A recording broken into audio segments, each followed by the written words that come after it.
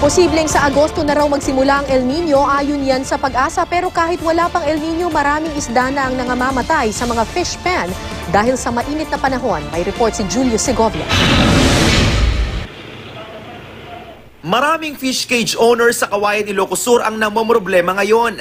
Nalulugi kasi sila dahil sa fish kill sanhin ng sobrang init. Umabot na raw sa 400,000 piso ang halaga ng mga namamatay na tilapia sa lugar. Kaya ang ilang mangingisda, inaani na kahit ang maliliit pang tilapia, kaysa naman daw mamatay at hindi na mapakinabangan.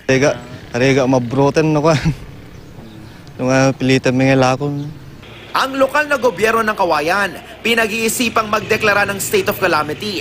Meron ding fish kill sa Lake Bato sa Camarines Sur. Sa ngayon, yung mga fish kill operator, wala nang gaano pinapalabas na marketable size. Dahil yung mga marketable size na tilapia, stock nila sa fish cage, yun ang unang fish kill.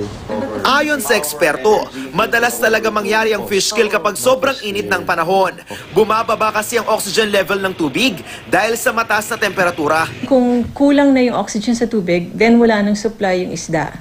So, bumababa yung oxygen, namamatay yung isda.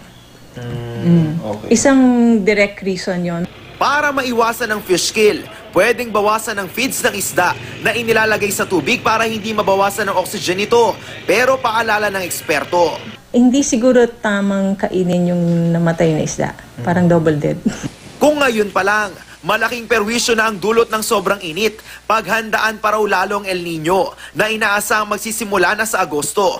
Mararamdaman daw ang pinakamalakas na epekto nito sa huling bahagi ng 2014 hanggang sa unang bahagi ng 2015. Pero paalala ng Pag-asa, hindi raw yan nangangahulugang ligtas na ang bansa sa bagyo. Baka nga raw mas malakas pa ang mga bagyo sa panahon ng El Nino. Gaya nung tumama ang bagyong Ondoy, Milenyo, Reming at Pepeng. Kapag mainit daw kasi ang tubig sa dagat, nakalilikha ito ng mas malalakas na bagyo. Kasi talagang yun ang typhoon, yung active yung typhoon season natin pag June, July, August eh. So usually pag active ang mga bagyo is na-enhance ang ano natin, 'di ba? Southwest monsoon natin. So pwedeng magdulot ng malalakas na ulan, dulot ng mga bagyo at pwedeng ma-enhance yung ating tawag natin na habagat.